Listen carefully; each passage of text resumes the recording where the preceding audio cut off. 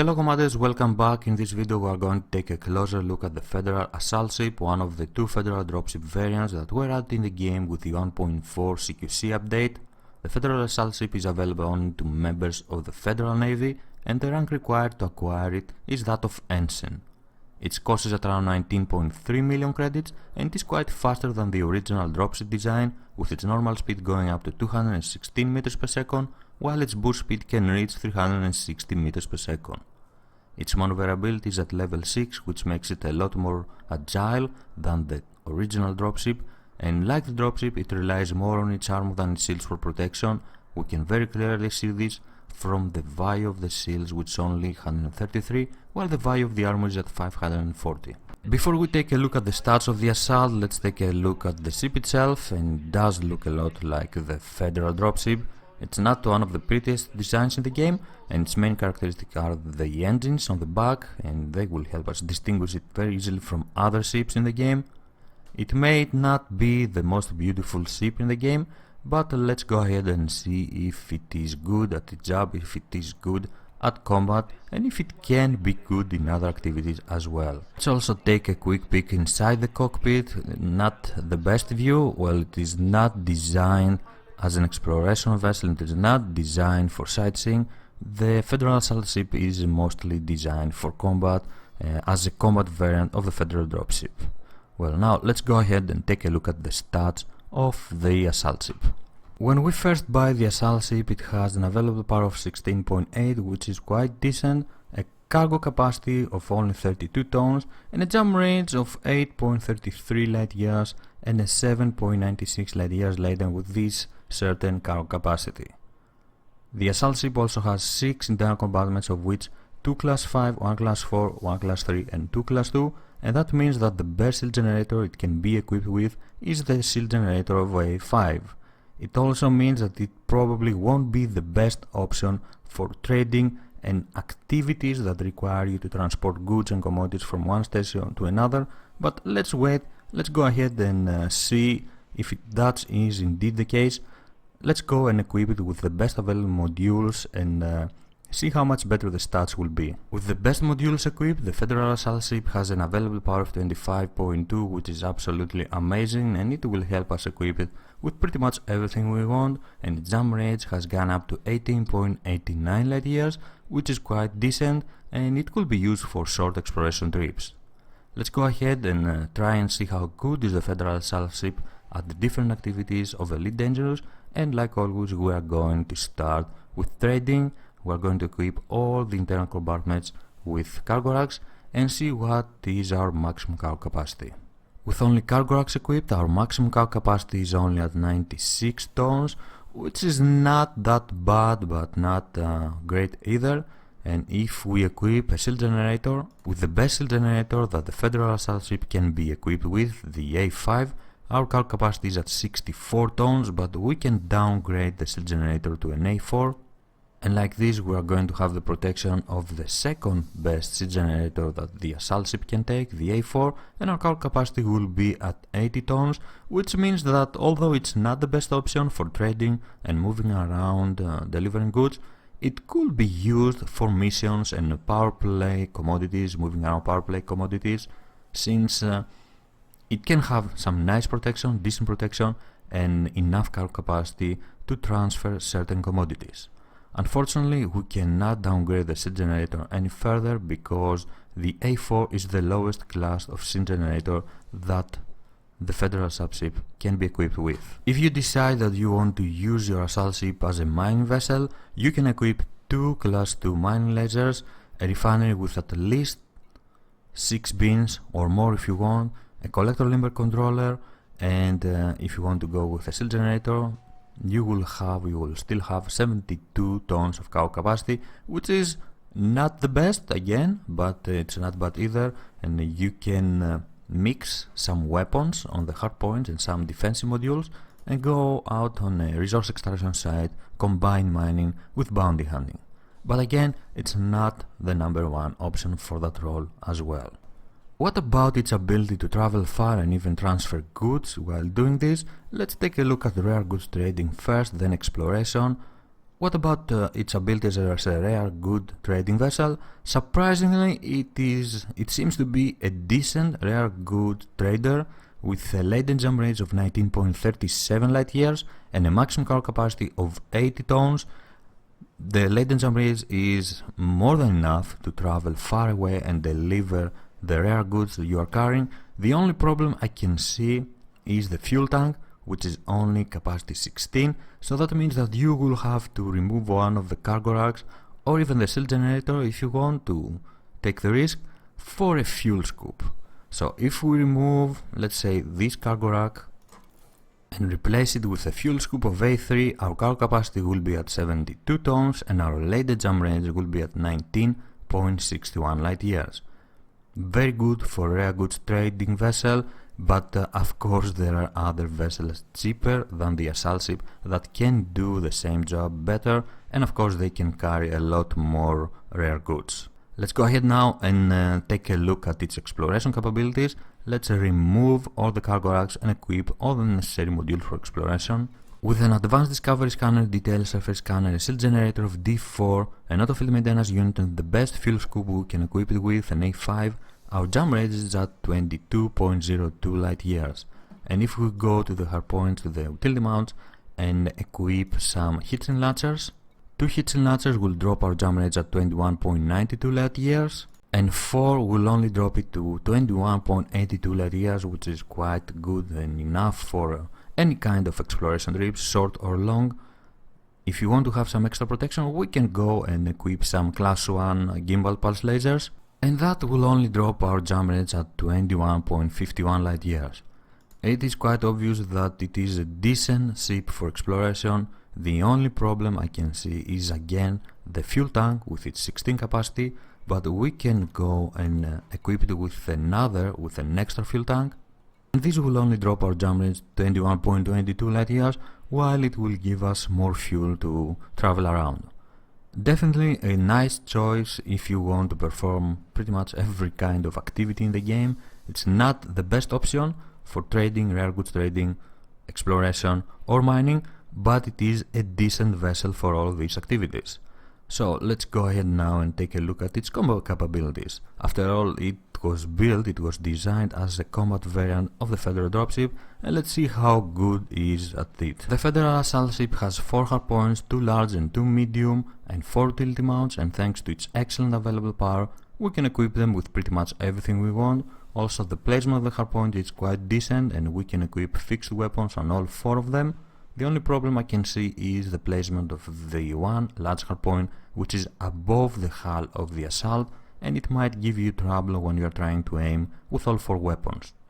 We can of course work very easily around this little problem by equipping 2 different weapon systems and firing separately with them, like 2 different weapon groups, or equipping a gimbal version of the weapon of your choice on that certain large hardpoint. We can do any combination we like, from pure laser loadout to kinetic loadout to split loadout, and I have chosen split loadout with 2 large fixed beam lasers and 2 medium railguns. I want to see how good is a loadout with 4 fixed weapons on the assault ship, and if we are gonna have any real problem with the placement of that large hardpoint. As for the defensive modules, 2 shield boosters of A0, 2 shield boosters of D0, a shield generator of A5, the best shield generator that it can be equipped with, a shield cell bank of A4 to have enough power to run our weapons, and a fuel scoop of A4. Fuel scoop because it would be nice to use this assault ship as a vessel that can take us far away in order to find opportunities to fight and make profit. After all, the jump range is quite decent with this certain loadout, 17.82 light years, and we could even equip it with exploration modules or cargo racks and try to combine different activities. The cost of this certain loadout is at 51.9 million credits, so that's all you're gonna need to have a loadout like this. But first of all, let's see how fast is the assault ship with this certain combat loadout. Let's see how fast we can go with it. 4 pips on the engine. Let's get out of the station first.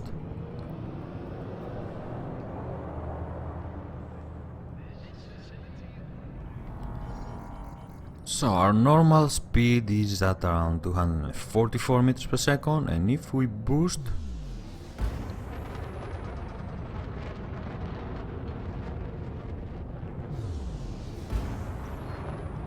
.406 is an excellent boost speed, and it is one of the fastest ships in the game. With this velocity, it's definitely a very fast vessel, and this will be a lot of help in combat. Let's go after this Federal assault ship, an elite assault ship. Let's see how we can do against it. Scan detected. The maneuverability is very good, and we can use the two large hardpoints quite easily. You can see that it's a bit difficult, but not impossible. Let's try and take down the shields, and the shields are right down.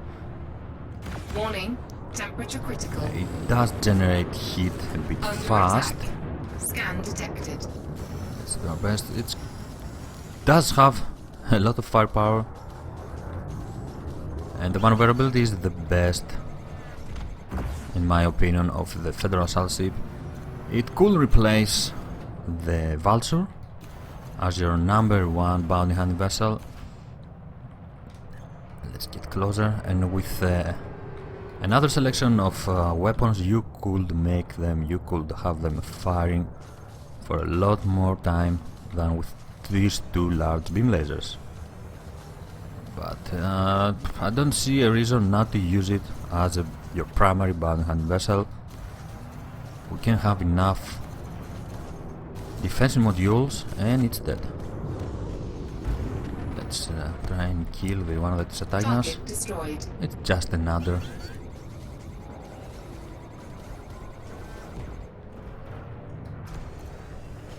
And it's going to be a dead other very soon.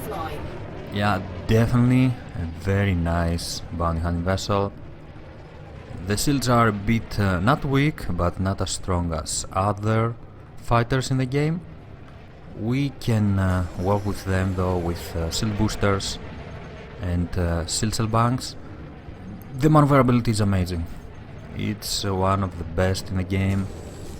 Even though it's only level 6, it's enough.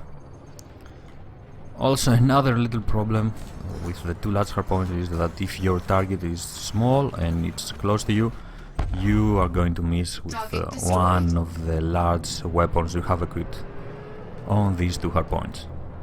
And for our next target, let's go after this Federal Gunship, another one of the new vessels that the 1.4 has brought into Elite.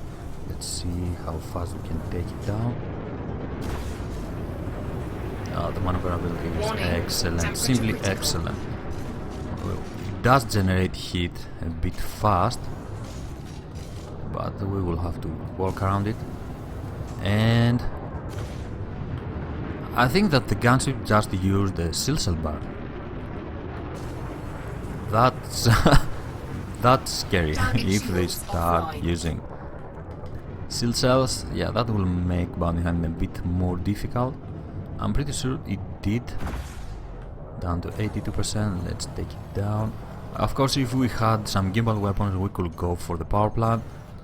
The changes on power plant mean that you are not going to destroy ships easily, but if you destroy the power plant, they will have a hard time to run their weapons and generally fight back.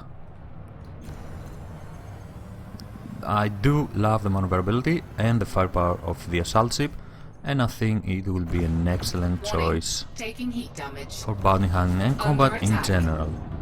Let's finish the gunship.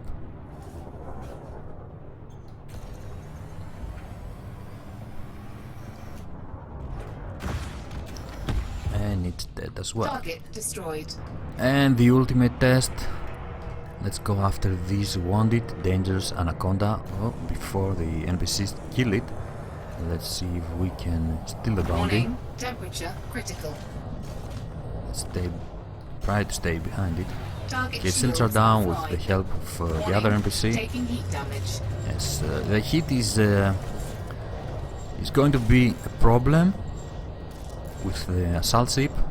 You will have to be careful not to use your weapons all the time and try to avoid generating Warning, heat like this. taking heat damage. Down 34%, but everything Warning, in the area taking heat is damage. shooting this anaconda, so it's on logical. Warning, taking heat damage. It's been a while since we were able to take down an anaconda. Taking heat damage. Warning, taking heat damage. Okay, let's wait and kill it. Warning, taking heat damage. Warning, taking heat damage. Warning, taking heat damage. Warning, taking heat damage.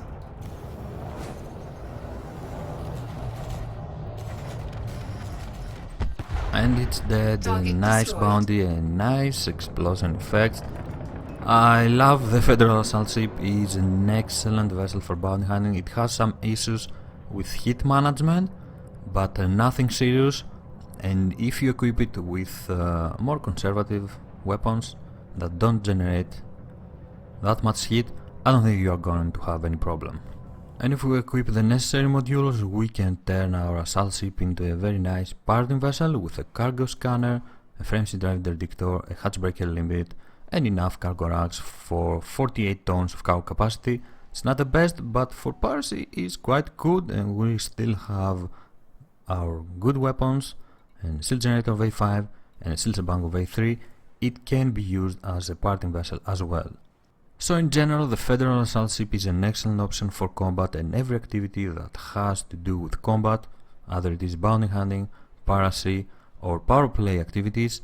It can also be equipped with modules such as exploration modules or cargo racks and turn it into a very nice hybrid of explorer, combat vessel, combat rare goods trader or event trader, and use it at pretty much every activity in the game. It's not the best option for activities that don't have to do with combat, but it is a very nice vessel and you can use it if you want. This was the Federal Assault Ship, an excellent combat vessel, an excellent fighter. Thank you very much for joining me watching this video. I'm SquidofLuv, fly safe, and I will see you next time. Bye bye.